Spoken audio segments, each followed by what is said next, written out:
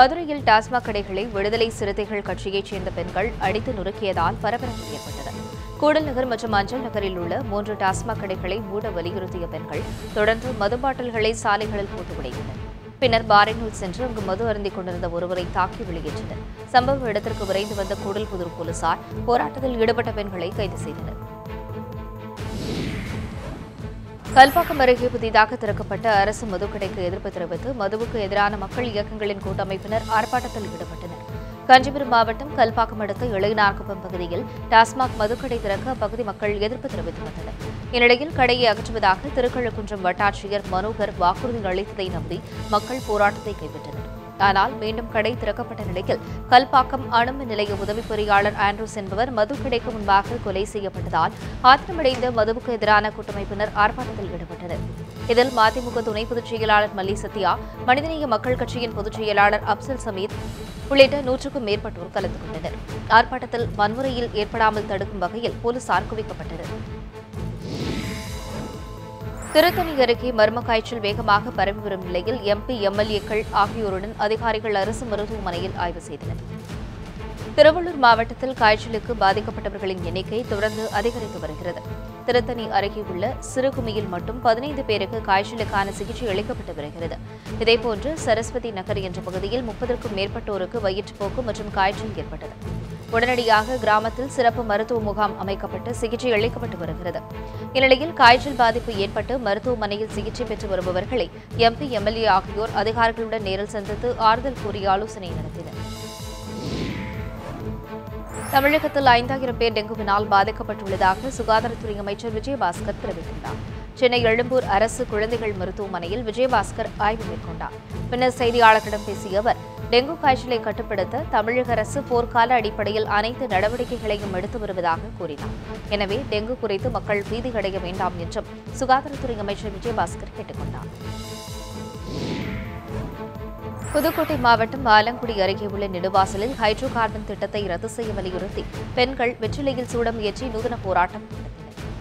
ஆலங்குடி அருகே நெடுவாசலில் hydro carbon திட்டத்தை ரத்து செய்ய கோரி பெண்கள் மற்றும் பொதுமக்கள் 2வது கட்டமாக போராட்டத்தில் ஈடுபட்டு வருகின்றனர். மண்சோறு சாப்பிடுவது, மரத்தில் தலைகீழாக தொங்குவது, தரையில் புரண்டு அழுவது என்று பல்வேறு வகையான நூதன போராட்டங்களில் ஈடுபட்டு வருகின்றனர். இந்நிலையில் 123வது நாளான நேற்று வெற்றிலையில் சூடம் ஏற்றி நூதன போராட்டத்தில் ஈடுபட்டனர். அப்போது மத்திய, மாநில அரசுகளுக்கு எதிராக கோஷங்களையும் எழுப்பினர்.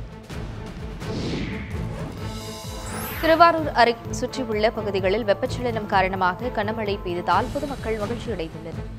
திருவாரூர் மாவட்டத்தில் கடந்த சில நாட்களாக வெயிலின் தாக்குதல் அதிகரித்து காணப்படுவதால் பொதுமக்கள் கடும் அவதிக்கு உள்ளாகியுள்ளனர். கடந்த 2 தினங்களாக வெயிலின் தாக்கம் குறையும் வகையில் மழை பெய்து வருகிறது. இந்நிலையில் திருவாரூர் மாவட்டத்தில் திருவாரூர், நன்னிலம், மன்னார்குடி, திருத்துறைப்பூண்டி என மாவட்டத்தின் பெரும்பான்மையான இடங்களில் கனமழை பெய்தது. சுமார் 2 மணி நேரத்திற்கும் மேலாக நீடித்த இந்த மழையால் பொதுமக்கள் மகிழ்ச்சியடைந்தனர். தாம்பரத்தில் சுரங்கப் பணியால் ரயில்கள் தாமதமாக வந்ததால் பயணிகள் கடும் அவதிக்கு உள்ளாகினர். முறையான அறிவிப்பு இல்லாததால் ரயில்வே போலீசாரிடம் பயணிகள் கடும் வாக்குவாதத்தில் ஈடுபட்டனர். சென்னையை அடுத்துள்ள தாம்பரம் கிழக்கு மற்றும் மேற்கு பகுதிகளை இணைக்கும் வகையில் அமைக்கப்பட்டு வருகிறது. இதனால் மாலை முதலே ரயில்கள் தாமதமாக வர துவங்கியது. 3 வழித்தடத்தில் 2 தடங்களை துண்டித்ததால் ஒரு வழி பாதையில் அனைத்து ரயில்களும் இயக்கப்பட்டது. விபத்து ஏதும் ஏற்படாத வகையில் ஆங்காங்கே ரயில்கள் நிறுத்தப்பட்டது. முன்னறிவிப்பின்றி நிறுத்தப்பட்டதால் பயணிகள் மிகுந்த சிரமத்திற்கு உள்ளாகினர். சுமார் 2.5 மணி நேரத்திற்கும் மேலாக தாமதமாக தாம்பரம் ரயில்கள் வந்ததால் பயணிகள் கடும் அவதிக்கு உள்ளாகினர். கூட்டத்தை நெறிப்படுத்தாமல் இருந்ததாக கூறி பயணிகள் போலீசாருடன் வாக்குவாதத்தில் ஈடுபட்டனர். இதனால் தாம்பரம் ரயில் நிலையமே ஒரு பரபரப்பான சூழ்நிலையில் காணப்பட்டது.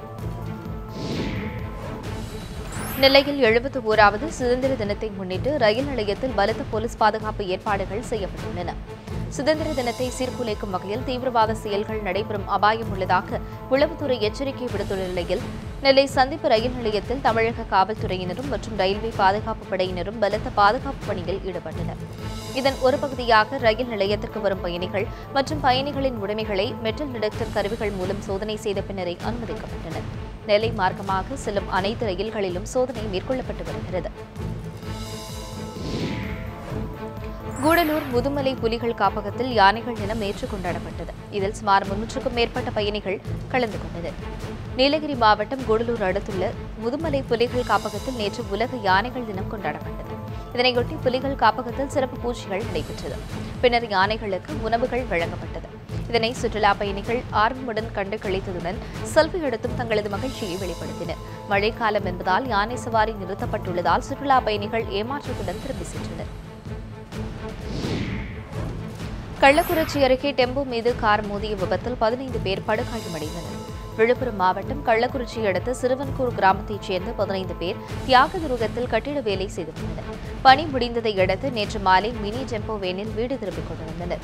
மாடூர் தனியார் கல்லூரி அருகே சென்றபோது எதிர்பாராத விதமாக சேலத்திலிருந்து சென்னை நோக்கி சென்று கொண்டிருந்த கார் ஒன்று டெம்போ வேன் மீது மோதி விபத்துக்குள்ளானது. இதில் டெம்போ வேனில் பயணித்த 15 பேர் படுகாயமடைந்தனர். அருகில் இருந்தோர் காயமடைந்தவர்களை மீட்டு கள்ளக்குறிச்சி அரசு மருத்துவமனையில் அனுமதித்தனர். இதில் ராணி, பெரியநாயகி, சின்னசாமி ஆகியோர் மேல் சிகிச்சைக்காக சேலம் அரசு மருத்துவமனைக்கு கொண்டு செல்லப்பட்டனர். இதுகுறித்து காவல்துறையினர் வழக்கு பதிவு செய்து விசாரித்து வருகின்றனர். கரூரில் தேசிய நெடுஞ்சாலைகள் விரிவாக்கம், மேம்பாலம் கட்டும் பணிகள் விரைவில் தொடங்கப்படும் என்று போக்குவரத்து துறை அமைச்சர் ஆர். விஜயபாஸ்கர் தெரிவித்துள்ளார்.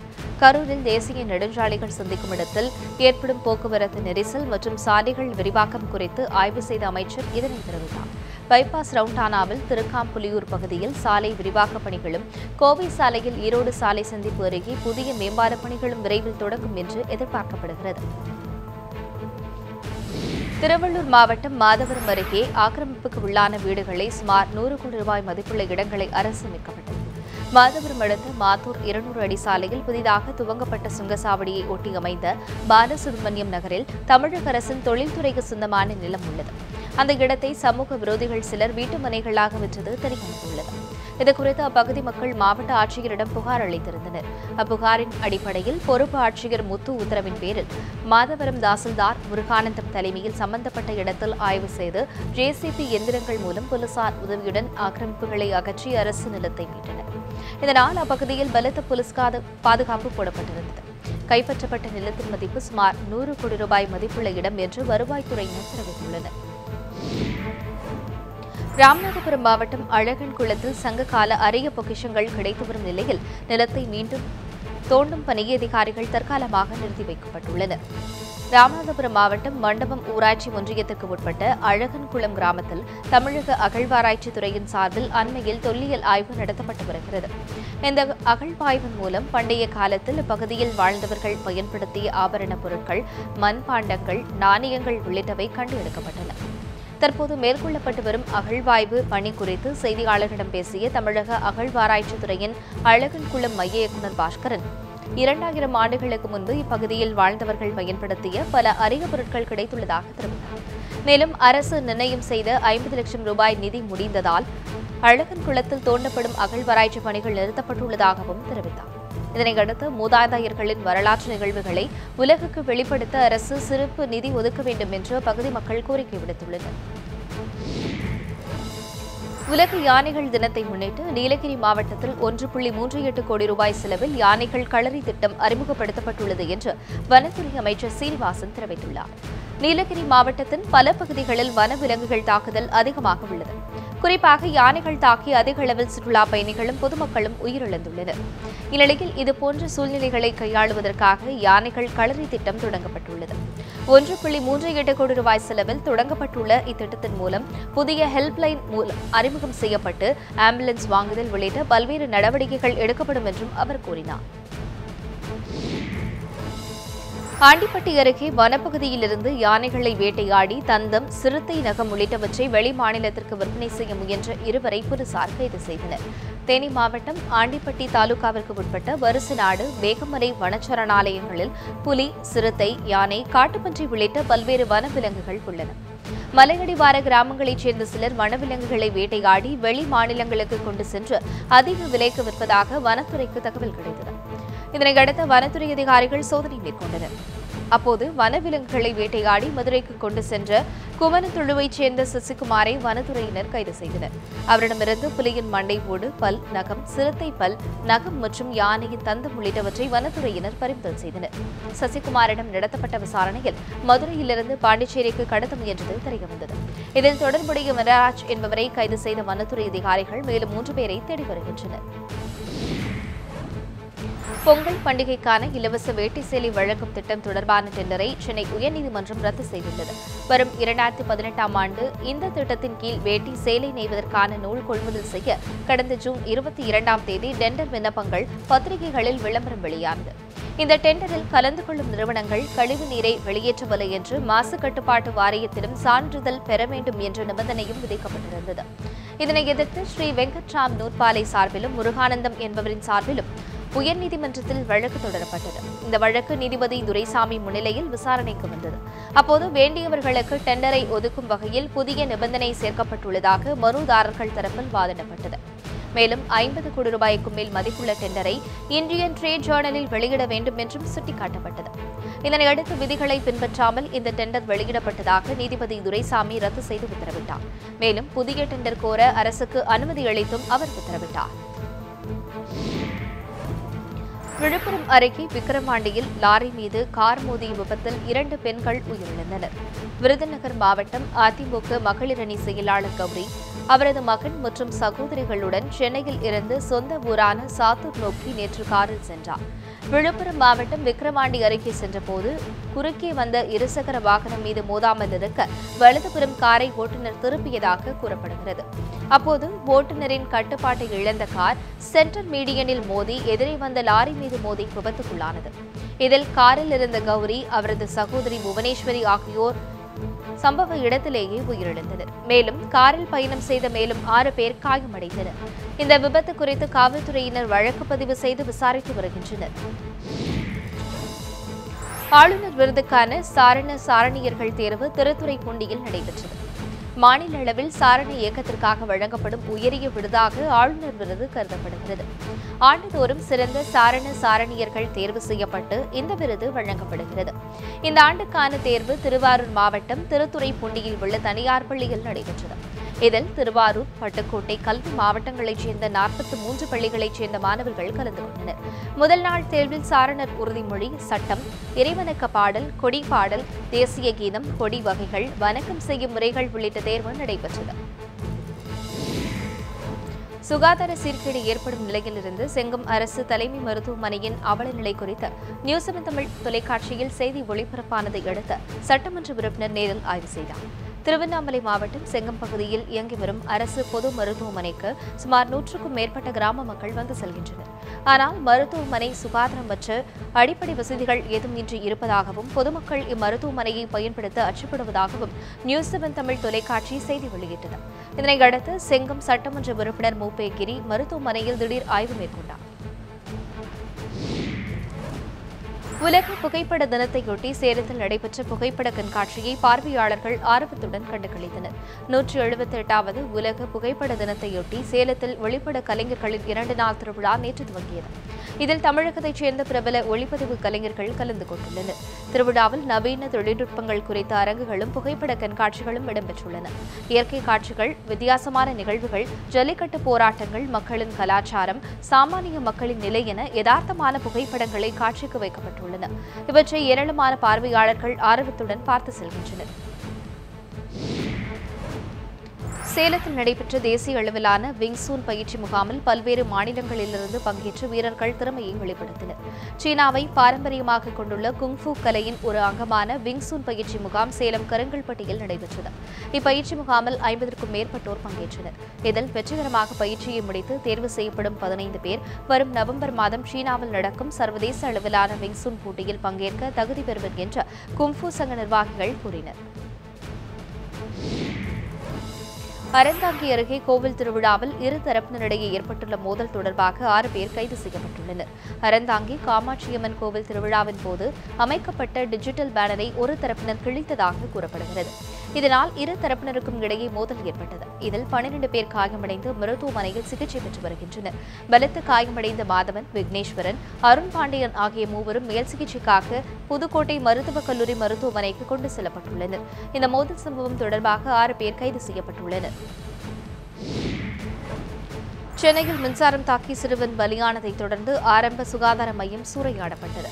கிழக்கு கடற்கரை சாலையில் செம்மஞ்சேரி 7வது நிழல் சாலையில் வசிக்கும் குமார், ஸ்டெல்லா தம்பதியினரின் மகன் கார்த்திக் சக நண்பர்களுடன் பந்து விளையாடிய போது ஆரம்ப சுகாதார மையத்தின் பின்புறம் உள்ள வளாகத்திற்குள் பந்து விழுந்துவிட்டது.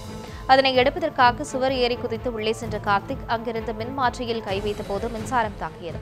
இதில் பலத்த காயமடைந்த கார்த்திக் அரசு மருத்துவமனைக்கு செல்லும் வழியில் உயிரிழந்ததால் ஆத்திரமடைந்த உறவினர்கள் ஆரம்ப சுகாதார மையத்தை சூறையாடினர். இதனால் மருத்துவர்கள் பாதுகாப்பாக வெளியேற்றப்பட்டு காவல் பணியில் போலீசார் ஈடுபடுத்தப்பட்டனர். திருவொற்றியூர் அருகே பாரம்பரிய விளையாட்டான பல்லாங்குழியை ஊக்குவிக்கும் வகையில் பல்லாங்குழி விளையாட்டுப் போட்டி நடைபெற்றது. திருவொற்றியூர் ஜோதி நகரில் உள்ள தனியார் பள்ளியில் பல்லாங்குழி சாம்பியன்ஷிப் போட்டி நடைபெற்றது. தனியார் தொண்டு நிறுவனங்கள் மற்றும் சமூக ஆர்வலர்கள் உள்ளிட்டோர் ஏற்பாடு செய்திருந்த இந்த போட்டியில் மொத்தம் 250 போட்டியாளர்கள் கலந்து கொண்டனர். 5 வயது முதல் சிறுவர்கள் முதல் 80 வயது முதியவர்கள் வரை போட்டியில் கலந்து கொண்டனர். இதில் திருவொற்றியூர் சுற்றுவட்டார பகுதிகளைச் சேர்ந்த பெண்கள் கலந்து கொண்டனர். 4 பிரிவுகளாக நடத்தப்பட்ட போட்டியில் வெற்றி பெற்ற பள்ளி மாணவி அபிநயாவுக்கு வெற்றி கோப்பை வழங்கப்பட்டது. பாரம்பரிய விளையாட்டான பல்லாங்குழியை அனைவரும் விளையாட வேண்டும் என்று ஒருங்கிணைப்பாளர்கள் தெரிவித்தனர். பண்ருட்டி அருகே மழை வெள்ளத்தால் பாதிக்கப்பட்ட பண்ருட்டி பகுதியில் கான்கிரீட் பாலம் அமைக்க கோரி அதிகாரிகளை பொதுமக்கள் முற்றுகையிட்டதால் பரபரப்பு ஏற்பட்டது. கடலூர் மாவட்டம் பண்ருட்டியை அடுத்த விசூர் பெரிய காட்டுப்பாளையம் பகுதியில் 2 தினங்களுக்கு முன்பு கனமழை பெய்தது. இதனால் ஏற்பட்ட வெள்ளத்தால் அப்பகுதியில் உள்ள 5க்கும் மேற்பட்ட பாலங்கள் அடித்துச் செல்லப்பட்டன. இதனால் 50க்கும் மேற்பட்ட கிராமங்களுக்கு போக்குவரத்து வசதி பாதிக்கப்பட்டது. இதனைத் தொடர்ந்து அப்பகுதியில் தற்காலிக தரைப்பாலங்கள் அமைக்கும் பணிகள் தீவிரமாக நடைபெற்று வருகின்றன. இப்பணிகளை பார்வையிட ஊரக வளர்ச்சித்துறை அதிகாரிகள் அப்பகுதிக்கு வந்தனர். அப்போது கடந்த ஆண்டு தரமற்ற வகையில் பாலங்கள் அமைக்கப்பட்டதால் தான் தற்போது மழை வெள்ளத்தில் பாலங்கள் அடித்துச் செல்லப்பட்டதாக கூறி பொதுமக்கள் அதிகாரிகளை முற்றுகையிட்டனர். எனவே தற்போது கான்கிரீட் பாலம் அமைக்க வேண்டும் எனவும் அவர்கள் கோரிக்கை விடுத்துள்ளனர். தேனி மாவட்டத்தில் உள்ள சுயம்பு சனீஸ்வர பகவான் கோவிலில் நடைபெற்ற ஆடி பெருந்திருவிழாவில் ஆயிரக்கணக்கானோர் கலந்து கொண்டனர். தேனி மாவட்டம் குச்சனூரில் உள்ள சனீஸ்வர பகவான் சுயம்பு வடிவில் உள்ளதால் தமிழகத்தில் சுயம்பு வடிவில் உள்ள ஒரே சனீஸ்வர பகவான் கோவில் என்ற பெருமையை இக்கோவில் பெற்றுள்ளது. இங்கு ஆண்டுதோறும் ஆடி மாதம் மட்டும் அனைத்து சனிக்கிழமைகளில் திருவிழா கொண்டாடப்படுவது வழக்கம். இதனையொட்டி கடந்த மாதம் 22ஆம் தேதி ஆதி திருவிழா கோலாகலமாக தொடங்கியது. இதனைத் தொடர்ந்து கோவிலுக்கு புனித நீராடி வந்த பக்தர்கள் உப்பு, எல் தீபம் ஏற்றியும் காக்கை பொம்மை உள்ளிட்டவைகளை படைத்து நீண்ட வரிசையில் நின்று வழிபட்டனர். பொம்மை, எல் தீபம் ஏற்றி லட்சக்கணக்கான பக்தர்கள் வழிபாடு செய்தனர். தமிழகத்தில் முதற்கட்டமாக 500 ஆசிரியர் பயிற்றுநர்களை பள்ளிகளுக்கு பட்டதாரி ஆசிரியர்களாக பணி மாறுதல் செய்ய வேண்டும் என்று வலியுறுத்தி தமிழ்நாடு அனைத்து வள மைய ஆசிரியர்கள் முன்னேற்ற சங்க மாநில செயற்குழு கூட்டத்தில் தீர்மானம் நிறைவேற்றப்பட்டது. விழுப்புரத்தில் நடைபெற்ற கூட்டத்தில் பல்வேறு மாவட்டங்களைச் சேர்ந்த ஆசிரியர்கள் கலந்து கொண்டனர். தங்களது கோரிக்கைகளை அரசு நிறைவேற்றவில்லை என்றால் முதற்கட்டமாக வரும் 26ஆம் தேதி சென்னை வள்ளுவர் கூட்டம் முன்பு உண்ணாவிரத போராட்டம், பின்னர் வேலைநிறுத்த போராட்டம் நடத்தப்படும் எனவும் அறிவித்துள்ளனர். சாகுபடி நிலங்களில் நன்மை செய்யும் பூச்சிகளை பெருக்குவதன் மூலம் இயற்கை வேளாண்மையை மேம்படுத்தலாம் என இயற்கை வேளாண்மை கருத்தரங்கில் வலியுறுத்தப்பட்டுள்ளது. அரியலூரில் விதை திருவிழா கண்காட்சி மற்றும் இயற்கை வேளாண்மை கருத்தரங்கங்கள் நடைபெற்றது. இதில் நாட்டு விதைகளை ஒவ்வொரு விவசாயியும் தங்களுக்குள் பகிர்ந்து கொள்ள வேண்டும் என்றும் இதன் மூலம் நாட்டு விதைகளை பெருக்க முடியும் என்றும் தெரிவிக்கப்பட்டுள்ளது. வரும் காலங்களில் இயற்கை வேளாண்மை மூலம் அதிக லாபம் ஈட்ட முடியும் என்பதால் விவசாயிகள் இயற்கை விவசாயத்திற்கு திரும்ப வேண்டுகோள் விடுக்கப்பட்டது. விருதுநகர் மாவட்டம் மேற்கு தொடர்ச்சி மலைப்பகுதிகளில் கடந்த சில நாட்களாக மழை பெய்து வருவதால் பிளவக்கல் அணைக்கு நீர்வரத்து அதிகரித்துள்ளது. தமிழகத்தில் கடும் வறட்சியின் காரணமாக பெரும்பாலான அணைகளில் நீர்வரத்து மிகவும் குறைந்து காணப்படுகிறது. இந்நிலையில் விருதுநகர் மாவட்டம் மேற்கு தொடர்ச்சி மலைப்பகுதிகளில் கடந்த சில நாட்களாக மழை பெய்து வருகிறது. இதனால் திருவல்லிபுத்தூர் அருகே உள்ள பிளவக்கல் அணைக்கு நீர்வரத்து அதிகரித்துள்ளது. அணையின் நீர்மட்டம் 20 அடியிலிருந்து 24 அடியாக உயர்ந்துள்ளது. தொடர்ந்து மலையில் மழை பெய்வதால் நீர்மட்டம் மேலும் உயரும் என்று எதிர்பார்க்கப்படுகிறது. இதே பகுதியில் உள்ள கோவிலாறு அணைக்கும் நீர்வரத்து அதிகரித்துள்ளது. இதனால் இந்த 2 அணைகளை நம்பியுள்ள இப்பகுதி விவசாயிகள் மகிழ்ச்சியடைந்துள்ளனர். வந்தவாசி அடுத்த இரும்பேடு கிராமத்தில் கடந்த 3 மாதங்களாக 50க்கும் மேற்பட்டவர்களுக்கு மர்ம காய்ச்சல் ஏற்பட்டு சிகிச்சை பெற்று வருவதாக புகார் எழுந்துள்ளது. திருவண்ணாமலை மாவட்டம் வந்தவாசி அருகே உள்ளது இரும்பேடு கிராமம். கடந்த 3 மாதங்களாக இப்பகுதி மக்கள் மர்ம காய்ச்சலால் பாதிக்கப்பட்டுள்ள நிலையில் சுகாதாரத்துறையினர் நடவடிக்கை எடுக்காமல் உள்ளதாக கிராம மக்கள் குற்றம் சாட்டியுள்ளனர். செங்கல்பட்டு மருத்துவமனையிலும் சிகிச்சை முடிந்து வீடு திரும்புபவர்களுக்கு மருத்துவ அறிக்கை தராமல் மருந்து மாத்திரைகள் மட்டுமே தருவதாக அவர்கள் புகார் கூறியுள்ளனர். எனவே உயிரிழப்பு ஏற்படுவதற்கு முன்பாக இந்த பிரச்சினைக்கு தீர்வு காண நடவடிக்கை எடுக்க வேண்டும் என்றும் கிராம மக்கள் கோரிக்கை விடுத்துள்ளனர். திருச்செந்தூர் அருகே தூய இன்ஜாசியர் தேவாலயம் திருவிழாவில் நேற்று நடைபெற்ற சப்பர பவனியில் திரளான கிறிஸ்துவ மக்கள் பங்கேற்றனர். தூத்துக்குடி மாவட்டம் திருச்செந்தூர் அருகே உறையூரில் பிரசித்தி பெற்ற தூய இன்ஜியாசியர் ஆலயம் உள்ளது. இந்த ஆலயத்தில் கடந்த 4ஆம் தேதி திருவிழா கொடியேற்றத்துடன் தொடங்கி 11 நாட்கள் நடைபெற்று வருகிறது. திருவிழா காலங்களில் தினசரி திருப்பலி, நற்கருணை போன்ற நிகழ்ச்சிகள் நடைபெற்று வருகிறது. இந்நிலையில் திருவிழாவின் 9ஆம் நாளான நேற்று இரவு புனித இன்ஜியாசியர் சப்பரத்தில் எழுந்தருளி முக்கிய வீதிகளில் உலா வந்தார். இதில் ஏராளமான கிறிஸ்தவ மக்கள் பங்கேற்று வழிபட்டனர். ராமநாதபுரம் மாவட்டம் வடக்கு மூக்கையூரில் விளைநிலங்கள், நீர்நிலைகள் பாதிக்கப்படுவதாக தொடர்ந்த வழக்கில் உயர்நீதிமன்ற கிளை உத்தரவின் பேரில் தனியார் உப்பளங்களை அதிகாரிகள் ஆய்வு செய்தனர். வடக்கு மூக்கையூரில் கடந்த 1980களில் விவசாயிகளிடம் சொற்ப விலைக்கு விவசாய நிலங்களை விலைக்கு வாங்கப்பட்டதாகவும், உப்பளம் அமைப்பதற்காக வாங்கப்பட்டது தங்களுக்கு தெரியாது எனவும் இப்பகுதி விவசாயிகள் புகார் தெரிவித்தனர். தற்போது கடந்த 5 ஆண்டுகளுக்கும் மேலாக அப்பகுதியில் தனியார் உப்பளங்கள் செயல்பட்டு வருகின்றன. இதனால் அப்பகுதியில் உள்ள நீர்நிலைகள் பாதிக்கப்படுவதாக கூறி வடக்கு மூக்கையூர் பொதுமக்கள் சென்னை உயர்நீதிமன்ற மதுரை கிளையில் வழக்கு தொடர்ந்தனர். இதையடுத்து அப்பகுதியை ஆய்வு செய்ய உத்தரவிட்டதை தொடர்ந்து நேற்று உயர்நீதிமன்ற மதுரை கிளையின் நீதிமன்ற ஆணையாளர் சசிகுமார் தலைமையில் அதிகாரிகள் அப்பகுதியில் அமைக்கப்பட்டுள்ள தனியார் உப்பளங்களை ஆய்வு செய்தனர். பட்டுக்கோட்டையில் விதைகள் அமைப்பினர் விதைப்பந்து தயாரித்து நீர்நிலைகளில் வீசும் முயற்சியில் ஈடுபட்டுள்ளனர். பட்டுக்கோட்டை, காட்டாறு உள்ளிட்ட பகுதிகளில் சமூக காடுகளை உருவாக்கும் முயற்சியில் விதைகள் அமைப்பினர் ஈடுபட்டுள்ளனர்.